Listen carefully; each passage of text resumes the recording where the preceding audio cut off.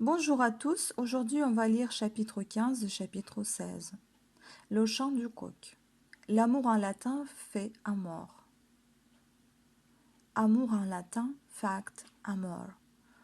Or, donc provient d'amour la mort. Et par avant, sulci qui mord. Deuil, plour, piège, forfaits, remords. Blason d'amour.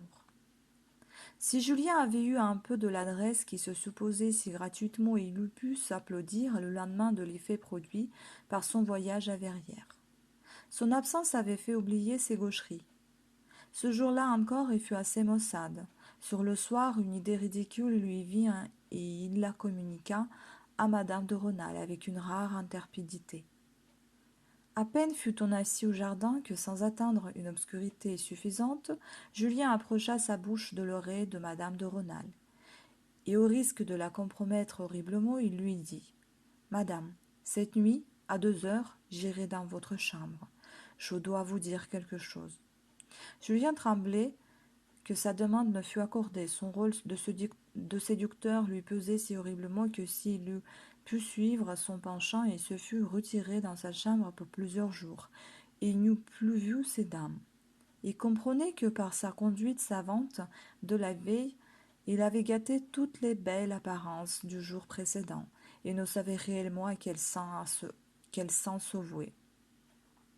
Madame de Rênal répondit avec une indignation réelle que Julien osait lui faire. Il crut voir du mépris dans sa courte réponse. Il est sûr que dans cette réponse prononcée fort bas, le mot « fit donc » avait apparu.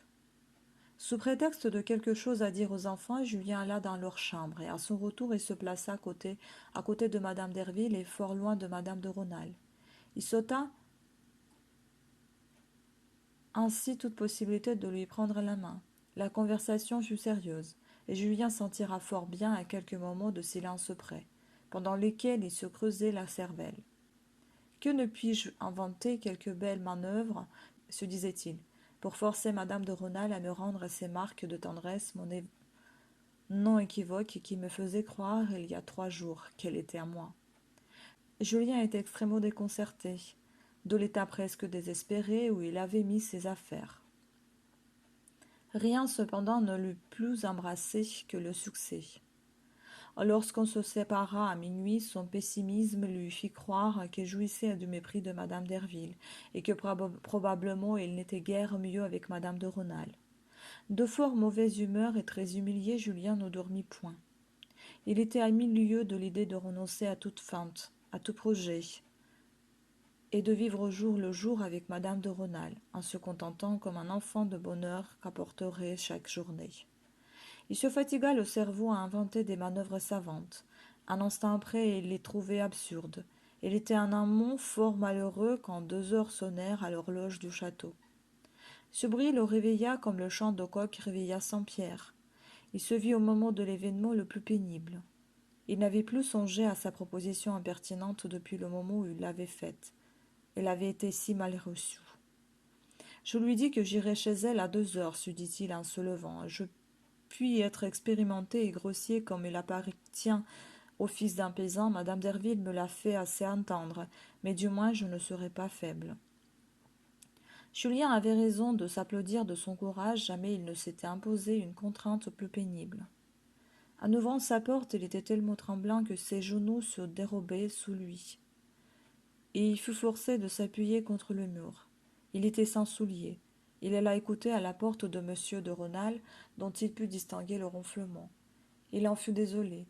Il n'y avait donc plus de prétexte pour ne pas aller chez elle. Mais grand Dieu, qui ferait-il? Il n'avait aucun projet, et quand il en aurait eu, il se sentait tellement troublé qu'il eût été hors d'état de le suivre. Enfin, souffrant plus 1000 fois que s'il eût marché à la mort, il entra dans le petit corridor qui menait à la chambre de madame de Rênal. Il ouvrit la porte d'une main tremblante et en faisant un bruit effroyable. Il y avait de la lumière, une veilleuse brûlait sous la cheminée. Il ne s'attendait pas à ce nouveau malheur. En le voyant entrer, madame de Rênal se jeta vivement hors de son lit. « Malheureux, s'écria-t-elle.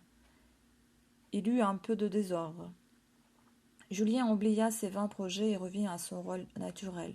Ne pas plaire à une femme si charmante lui parut le plus grand des malheurs. Il ne répondit à ses reproches qu'en se jetant à ses pieds, en embrassant ses genoux.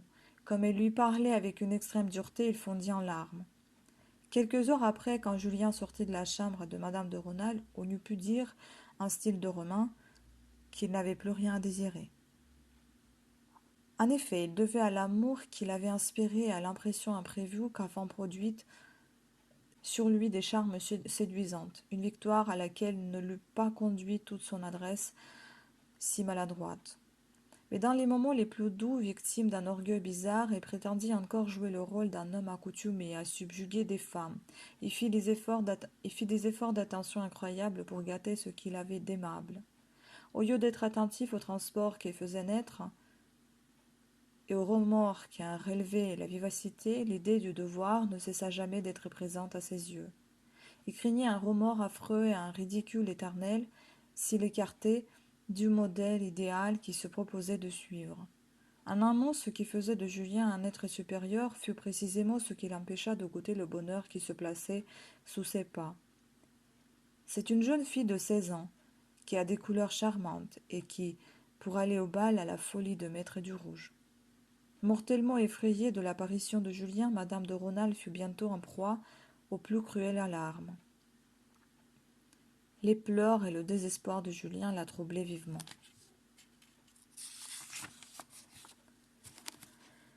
Même quand elle n'eut plus rien à lui refuser, elle repoussait Julien loin d'elle, avec une indignation réelle, et ensuite se jetait dans ses bras. Aucun projet ne paraissait dans toute cette conduite. Elle se croyait damnée sans rémission et cherchait à se cacher la vue de l'enfer en accablant Julien des plus vives caresses. En un mot, rien n'eût manqué au bonheur de notre héros, pas même une sensibilité brûlante dans la femme qui venait d'enlever s'il eût su en jouir. Le départ de Julien ne fit point cesser les transports qui l'agitaient malgré elle, et ses combats avec les remords qui la déchiraient. Mon Dieu, être heureux, être aimé, n'est-ce que ça? Telle fut la première pensée de Julien en rentrant dans sa chambre. Il était dans cet état d'étonnement et de trouble inquiet où tombe l'âme qui vient d'obtenir ce qu'elle a longtemps désiré. Il est habitué à désirer, ne trouve plus quoi désirer, et cependant n'a pas encore de souvenir. Comme le soldat qui revient de la parade, Julien fut attentivement occupé à repasser tous les détails de sa conduite. N'ai-je manqué à rien de ce que je me dois à moi-même? Ai-je bien joué mon rôle?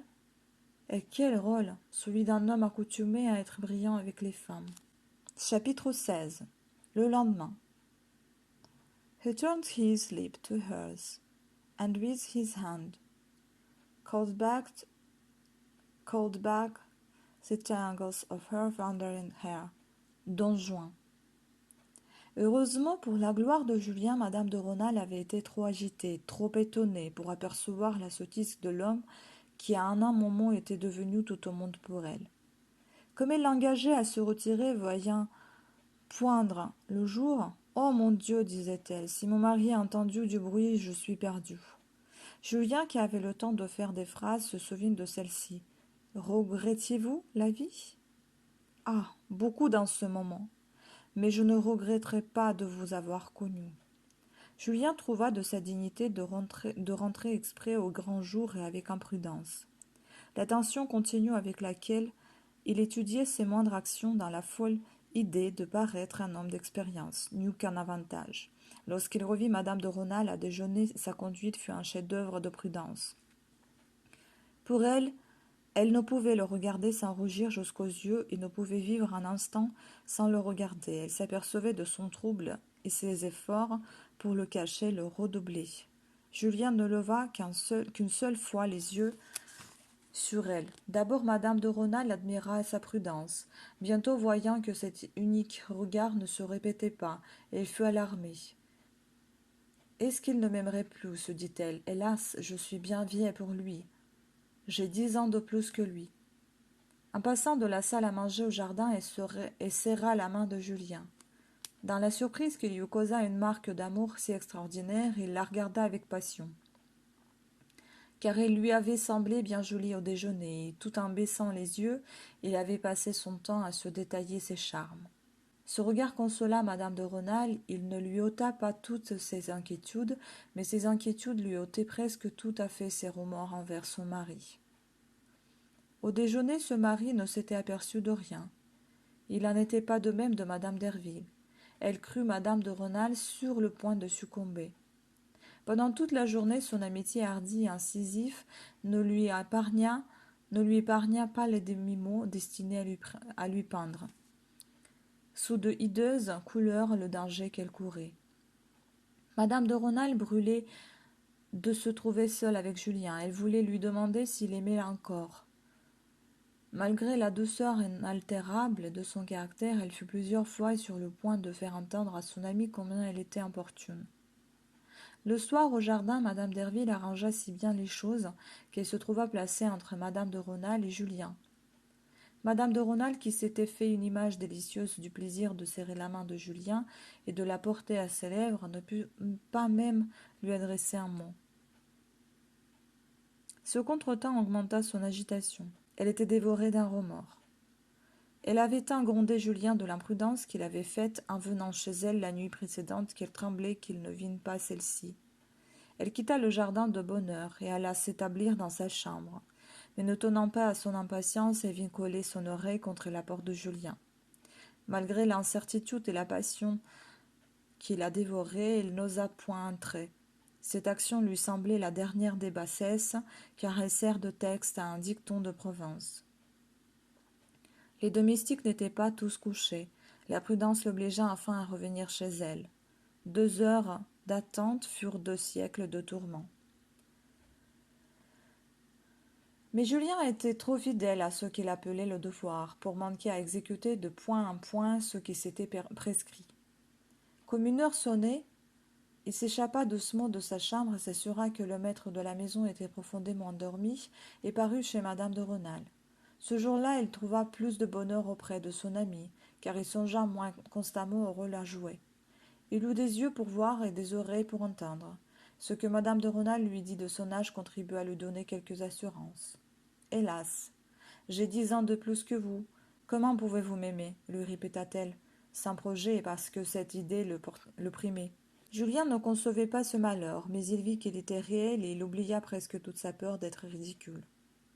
La sotte idée d'être regardé comme un amant subalterne à cause de sa naissance obscure disparut ainsi. À mesure que les transports de Julien rassuraient sa timide maîtresse, elle reprenait un peu de bonheur et la faculté de juger son amant. Heureusement, il n'eut presque pas à ce jour-là cet air emprunté qui avait fait du rendez-vous de la veille une victoire, mais non pas un plaisir. Si elle se fût aperçue de son attention à jouer un rôle, cette triste découverte lui eût à jamais enlevé tout bonheur. Elle n'eût pu voir autre chose qu'un triste effet de la disproportion des âges. Quoique madame de Rênal n'eût jamais pensé aux théories de l'amour, la différence d'âge est, après celle de fortune, un des grands lieux communs de la plaisanterie de Provence, toutes les fois qu'il est question d'amour.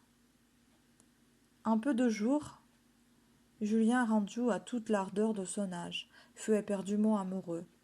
Il faut convenir, se disait-il, qu'elle a une bonté d'âme angélique, et l'on n'est pas plus jolie. Il faut convenir, se disait-il, qu'elle a une bonté d'âme angélique, et l'on n'est pas plus jolie. Il avait perdu presque tout à fait l'idée du rôle à jouer. Dans un moment d'abandon, il lui avoua même toutes ses inquiétudes. Cette confidence porta à son comble la passion qu'il inspirait. « Je n'ai donc point eu de rivale heureuse, se disait madame de Rênal avec délice. Elle osa l'interroger sur le portrait auquel il mettait tant d'intérêt. Julien lui jura que c'était celui d'un homme. Quand il restait à madame de Rênal assez de sang-froid pour réfléchir, elle ne revenait pas de son étonnement qu'un tel bonheur existait, et que jamais elle ne s'en fût doutée. « Ah, se disait-elle, si j'avais connu Julien il y a 10 ans, quand je pouvais encore passer pour jolie. » Julien était fort éloigné de ses pensées. Son amour était encore de l'ambition. C'était de la joie de posséder, lui pauvre être si malheureux et si méprisé, une femme aussi noble et aussi belle. Ces actes d'adoration, ces transports à la vue des charmes de son ami finirent par la rassurer un peu sur la différence d'âge. S'il eût possédé un peu de savoir-vivre, dont une femme de 30 ans jouit depuis longtemps dans les pays plus civilisés, il eût frémi pour la durée d'un amour qui ne semblait vivre que de surprise et de ravissement d'amour-propre. Dans ces moments d'oubli et d'ambition, Julien admirait avec transport jusqu'au chapeau, jusqu'aux robes de madame de Rênal. Il ne pouvait se rassasier de plaisir de sentir leur parfum. Il ouvrait son armoire de glace et restait des heures entières admirant la beauté et l'arrangement de tout ce qu'il y trouvait. Son ami appuyé sur lui le regardait, lui regardait ses bijoux, ses chiffons qui, la veille d'un mariage, emplissent une corbeille de noces. J'aurais pu épouser un tel homme, pensait quelquefois madame de Rênal. Quelle âme de feu, quelle vie ravissante avec lui. Pour Julien, jamais il ne s'était trouvé aussi près de ces terribles instruments de l'artillerie féminine. Il est impossible, se disait-il, qu'à Paris on ait quelque chose de plus beau. Alors il ne trouvait point d'objection à son bonheur. Souvent la sincère admiration des transports de sa maîtresse lui faisait oublier la vaine théorie qui l'avait rendu si compassé et presque si ridicule dans les premiers moments de cette liaison. Il eut des moments où, malgré ses habitudes d'hypocrisie, il trouvait une douceur extrême à avouer cette grande dame qu'il admirait, son ignorance d'une foule de petits usages. Le rang de sa maîtresse semblait l'élever au-dessus de lui-même. Madame de Rênal, de son côté, trouvait la plus douce des voluptés morales à instruire ainsi dans une foule de petites choses. Ce jeune homme rempli de génie et qui était regardé par tout le monde comme devant un jour aller si loin, même le sous-préfet et M. Valnon ne pouvaient s'empêcher de l'admirer. Il lui en semblait moins sot. Quant à madame Derville, elle était bien loin d'avoir à exprimer les mêmes sentiments. Désespérée de ce qu'elle croyait deviner et voyant que les sages avis devenaient odieux à une femme qui, à la lettre, avait perdu la tête, elle quitta Vergy, sans donner une explication qu'on se garda de lui demander. Madame de Rênal en versa quelques larmes, et bientôt il lui sembla que sa félicité redoublait. Par ce départ, elle se trouvait presque toute la journée tête à tête avec son amant. Julien se livrait d'autant plus à la douce société de son ami que toutes les fois qu'il était trop longtemps seul avec lui-même, la fatale proposition de Fouqué venait encore de l'agiter. Dans les premiers jours de cette vie nouvelle, il y eut des moments où lui, qui n'avait jamais aimé, qui n'avait jamais été aimé de personne, trouvait ainsi délicieux plaisir à être sincère, qu'il était sur le point d'avouer à madame de Rênal l'ambition que jusqu'alors avait été l'essence même de sa vie. Il eût voulu pouvoir la consulter sur l'étrange tentation qui lui donnait la proposition de Fouqué, mais un petit événement empêcha toute franchise. Voilà, je vous remercie beaucoup pour votre attention. Ce sera fini pour aujourd'hui. À la prochaine lecture, au prochain samedi. Au revoir à tous.